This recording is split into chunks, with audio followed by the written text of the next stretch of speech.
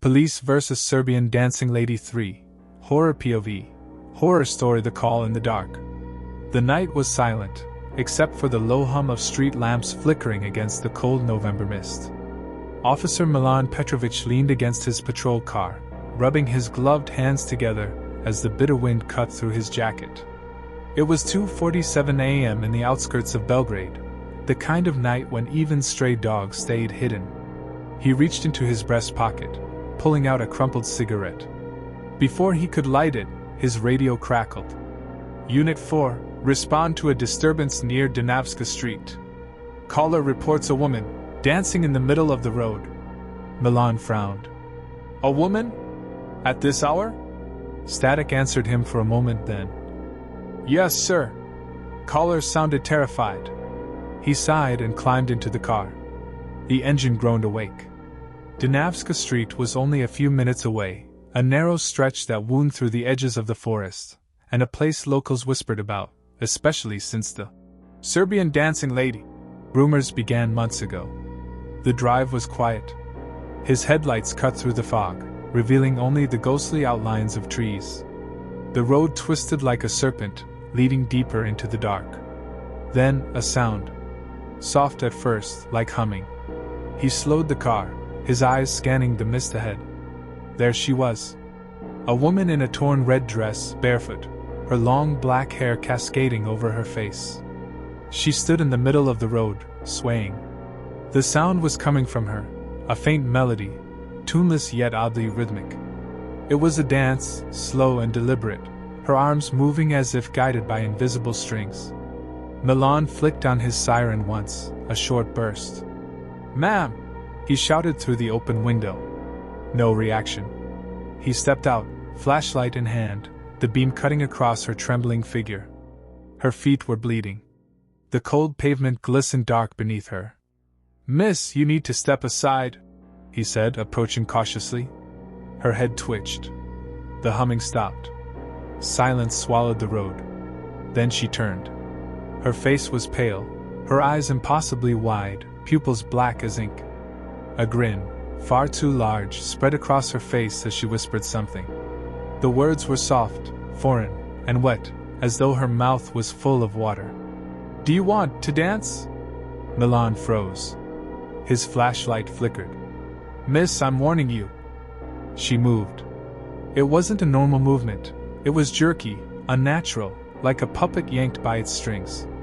Her arms flung outward, body twisting as the humming returned, louder this time, echoing through the trees. He stepped back, hand on his holster. "Stay where you are!" She laughed, a sharp, shrill sound that didn't fit her voice, and then sprinted toward him. He fired once. The bullet tore into the night, missing her by inches as she darted sideways, disappearing into the mist. The echo of her laughter lingered long after she was gone. Milan's chest heaved. He backed toward the car, eyes scanning the fog. "Dispatch, this is Unit 4, there's something out here. I need backup on Dunavska." Crack. A sudden thud hit the roof of the patrol car. The metal groaned. Milan swung his light upward, nothing. Then a shadow moved behind him. He spun, gun raised. Nothing. The forest was whispering. Wind? No.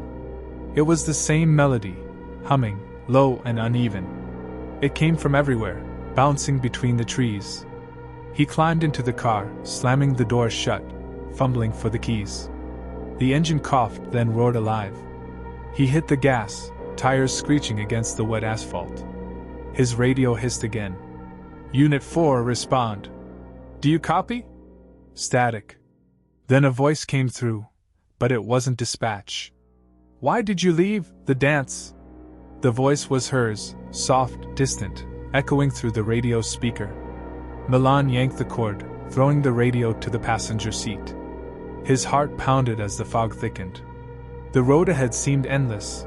He couldn't even tell if he was still on the same street. Every few seconds, his headlights caught glimpses of something moving in the tree line, flashes of red fabric, twisting shapes, and once, her hand, dragging along the bark of a tree as he sped past. He didn't stop until he reached the old bridge that crossed into town. Only then did he dare to look back. The road behind him was empty. He exhaled shakily, gripping the wheel. His breathing slowed. The radio lay silent. The song had stopped. He turned on his body cam, whispering into it for the report. November 4th, possible suspect sighted. Unknown female. Engaged and fled. Proceeding to request. A knock. He froze. 3 slow knocks, on his window. He turned his head. She was there, standing beside the car, her face pressed against the glass, smiling. And this time, she wasn't alone. Behind her, the fog shifted, dozens of shapes swayed in the mist, moving to the same slow rhythm. The same dance. Milan's trembling hand reached for the gear shift, but the engine died. The world fell silent again, except for one thing. The rhythm of the dead. Rain began to fall, soft at first, then heavier, washing the fog into pale sheets that shimmered under the flashing blue lights. 2 patrol cars skidded to a stop beside the bridge, headlights cutting through the darkness. Officer Vesna Marković stepped out, adjusting her cap as she squinted through the downpour. Milan? She called out. No answer. Only the hiss of the rain and the quiet tick-tick of a cooling engine. She walked closer. Milan's patrol car sat crooked across the bridge, both doors wide open. The dashboard lights flickered weakly, and the radio crackled with faint static. The driver's seat was empty, but his body cam still blinked red, recording. Damn it, Vesna muttered, waving for her partner, Officer Luka Radovic, to follow. Dispatch said he reported a suspect before the line went dead, Luka said, scanning the tree line. A woman dancing? Sounds like one of those internet stories. Vesna shot him a look. He wouldn't panic over some rumor. They stepped closer. The bridge stretched over a black river that moved sluggishly under the rain. Vesna crouched beside the patrol car. On the wet pavement, illuminated by the taillights, were bare footprints. Dozens of them. Some small, some impossibly large. All smeared with something dark, not mud. Blood. Get the camera, Vesna whispered. We're documenting this. As Luka unpacked the camera, something caught her eye, a trail of red fabric snagged on the bridge rail. It fluttered in the wind, soaked but unmistakable. A piece of a dress. She looked over the edge. Below, the river moved slow and silent. Then, in the beam of her flashlight, something surfaced, a face. Pale. Still. Eyes open. She gasped, stumbling backward, but before she could shout for Luka, the face vanished beneath the rippling black water. Gone. Milan! She called again, voice shaking now. Only the rain answered. Luka frowned. We should call in for backup. Not yet, Vesna said, still staring at the water. Let's check the dash cam first. Inside the patrol car, the screen replayed Milan's last moments. The footage showed him driving through fog, the timestamp only minutes before their arrival. Then the woman appeared. The red dress. The dance. Her movements were jerky, unnatural, as if gravity didn't apply to her body. Milan shouted, and then the camera caught a glimpse of her smiling at him through the window. Static. After that, only darkness. Vesna felt her throat tighten. That's impossible. This was taken here. The radio crackled. Do you want to dance too? Both officers froze. The voice was clear, the same haunting whisper from Milan's recording, echoing now through the car's speaker. Luka ripped the radio cord from the dash. Enough of this, he hissed. Then, from somewhere beyond the bridge came music. A faint melody, distant but growing louder. It wasn't from a speaker or a phone. It came from everywhere at once, vibrating in the rain, a rhythm that made the air itself pulse. Vesna's heart hammered in her chest. Do you hear that? Luka nodded slowly, his hand resting on his holster. It's coming from the forest. The 2 officers followed the sound, flashlights slicing through the mist. The music grew stranger, part violin, part something else, like human voices humming in harmony. The ground became soft, muddy, the smell of decay thick in the air. They reached a clearing and froze. Dozens of people stood there, half hidden in the fog. Men, women, even children, all motionless, facing away, bodies swaying in slow rhythm. Their clothes were torn, old-fashioned, soaked from the rain. None spoke. None blinked. At the center, beneath the glow of a single flickering street lamp, was the woman in red. Her back was to them, her hair tangled and matted. Her arms moved with ritual precision, a hypnotic rhythm, her fingers tracing invisible circles in the air. Each step she took splashed softly in the mud, and as she turned, Vesna saw her face. It wasn't a face anymore. The features had melted into something unrecognizable, smooth skin where eyes should be, a stretched smile carved too deep. Yet she could feel its gaze, a pressure, cold and heavy, crawling under her skin. The woman tilted her head. "Dance," she whispered. The crowd moved. Their bodies jerked as one, twisting, arms flailing in the same grotesque rhythm. Their movements were wrong, bones bending where they shouldn't, spines cracking like branches. The sound of snapping echoed in the air as the music grew louder. Vesna screamed. "Run!" They bolted back toward the road, their boots slipping in the mud. The music followed, louder, faster, almost frantic now. Behind them, laughter filled the forest, hundreds of voices overlapping, shrieking in chaotic harmony. They reached the bridge, gasping for breath. The patrol car lights flickered again, but the engine refused to start. Luka slammed his fists on the hood. "Come on, come on!" Vesna looked back. The treeline rippled like a wave. Figures emerged, swaying, dragging their limbs as they came closer. The woman in red was in front, gliding instead of walking, her head twitching with every beat of the invisible rhythm. Then the radio, still half destroyed, hissed again. A man's voice this time. "Vesna, help me!" It was Milan. Her breath caught. "Milan? Where are you?" Static, then laughter. The voice shifted. "You should have stayed for the dance." The car's interior lights burst into a blinding white flash. Both officers screamed as the sound erupted, not music anymore, but something alive, 1,000 whispers singing out of sync. Vesna felt something cold grip her wrist, yanking her toward the open door. Luka pulled her back, firing into the darkness. The bullets vanished into the mist. No sound of impact. Only that laugh, that endless, mocking laugh. Then silence again. The fog thinned just enough for her to see the bridge. The crowd was gone.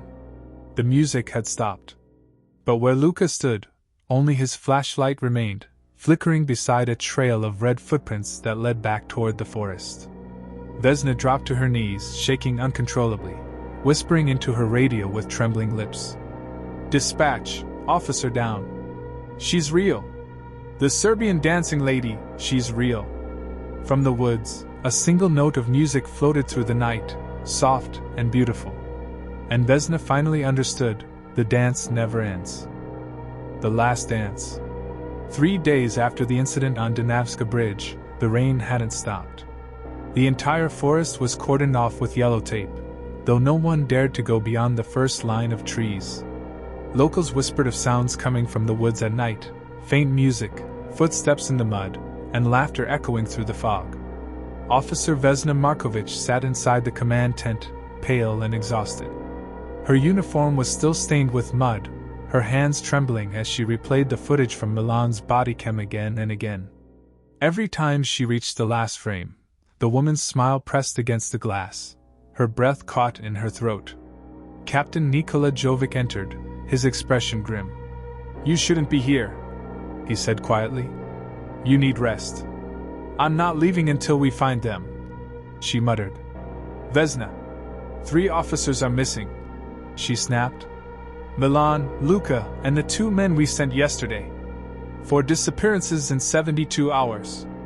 We can't keep pretending this is just some urban legend." Nikola sighed. "There's no evidence of a suspect. No footprints. No blood. Nothing. There's music," Vesna whispered. "Did you listen to the audio?"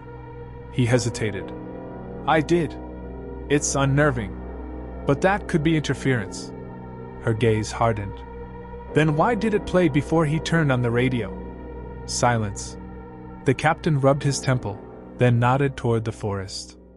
Fine. One more search. We go together. Daylight only. By noon, the rain thinned into mist. 5 officers stepped into the forest, Vesna, Nikola, and 3 others.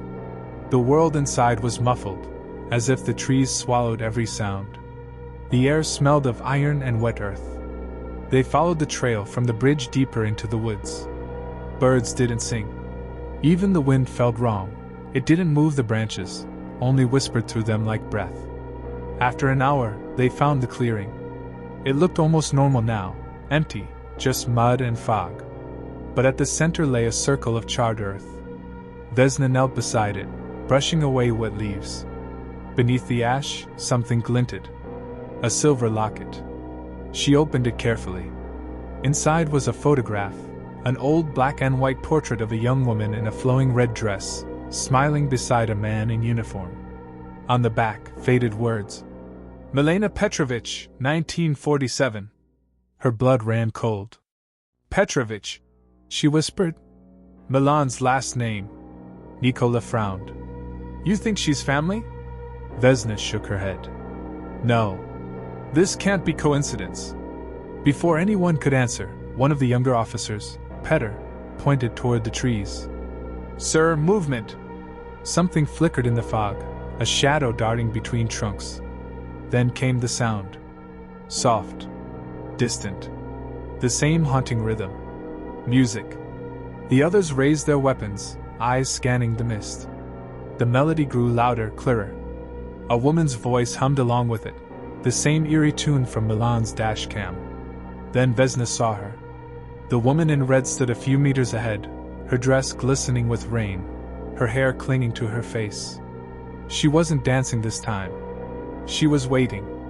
Hands where I can see them! Nikola barked.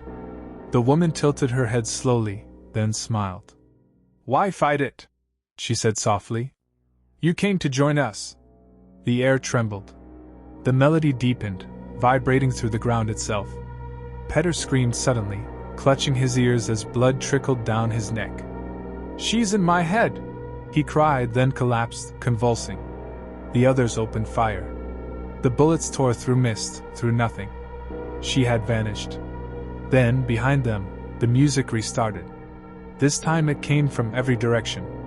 Figures emerged from the fog, the same dancers from before, eyes black, skin pale as wax.